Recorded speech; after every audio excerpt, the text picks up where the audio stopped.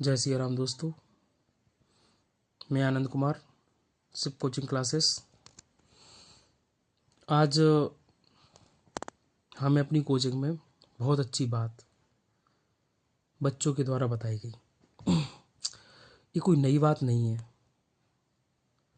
होता क्या है कि जो हमारे बोर्ड एग्ज़ाम वाले बच्चे होते हैं ना, तो जैसे ही एग्ज़ाम आता है ना, तो उस समय वो बहुत घबरा जाती है कि सर समय बहुत कम है, कैसे पढ़ें, हम कुछ समझ नहीं आ रहा है हमारे लिए। और पढ़ाई में क्या क्या करें सर, क्या टाइम टेबल बनाएं, समय बहुत कम है हमारे पास में। बहुत से बच्चों का ये डाउट होता है। तो मैं उन बच्चों से कहना चाहता हूँ कि देखो बेटा, घबराना नहीं है। आप जितनी ज़्यादा घबराओगे, आपको वो चीज़ उतनी ज़्यादा कठिन लगेगी, और जो चीज़ जितनी ज़्यादा कठिन लगेगी, आप फिर बहुत डिप्रेशन में पहुँच जाओगे। तो हमारा आपसे कहना है कि देखो बेटा, बोर्ड एग्ज़ाम हर साल आती है, और बोर्ड एग्ज़ाम में वही बच्चे घबराते हैं जिन्हें कुछ करना है। तो आप सभी से मैं कुछ कहना चाह रहा हूँ कि बेटा, आप जैसी सोच रखोगे, आपकी वैसी परिस्थिति हो जाएगी, और जैसी परिस्थिति रहेगी, आपकी सोच भी वैसी हो जाएगी।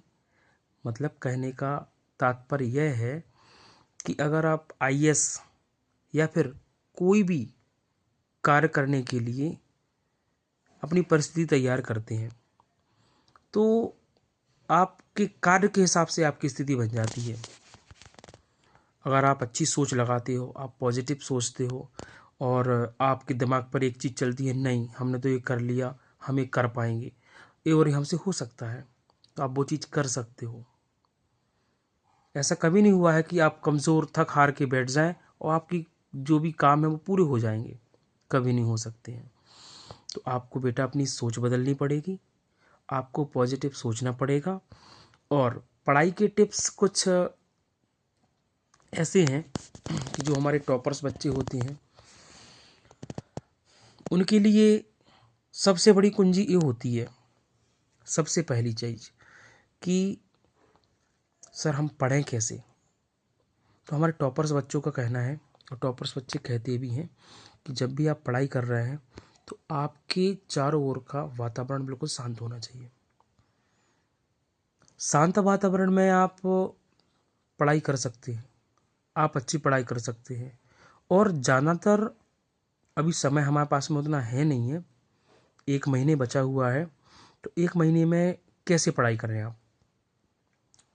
आपको क्या काम करना है, आपको अपने आप को बिल्कुल शांत कर लेना है, और शांत करने के बाद आपको उस समय का चयन करना है जिस समय आपके चारों ओर किसी प्रकार का कोई डिस्टरबेंस ना हो। अगर कोई डिस्टरबेंस नहीं होता है आपके पास में, तो आप अच्छी तरीके से पढ़ सकते हैं। और पढ़ाई के साथ साथ आपके दिमाग में कोई भी नेगेटिव चीज़ नहीं चलनी चाहिए, क्योंकि हमेशा नेगेटिव चीज़ आपकी पॉजिटिव चीज़ को ख़राब कर देती है। आप एकाग्रचित होकर समय का पालन करके शांत वातावरण में अपनी पढ़ाई करें। और अभी मात्र 1 महीने बचा हुआ है, 1 महीने में आप अपनी पढ़ाई को टाइम टेबल के हिसाब से अग्रसर ले जा सकते हैं। तो आप सभी के लिए हमारी तरफ से कॉन्ग्रेचुलेसन, ऑल द बेस्ट। और आने वाले समय में आप सभी अच्छा परफॉर्मेंस कर पाएंगे, ये हमारा आशीर्वाद है बेटा आप सभी के लिए। और आप ध्यान से मन लगाकर समय अनुसार एकाग्रचित होकर अपनी पढ़ाई करें, आप निश्चित सफल होंगे। धन्यवाद।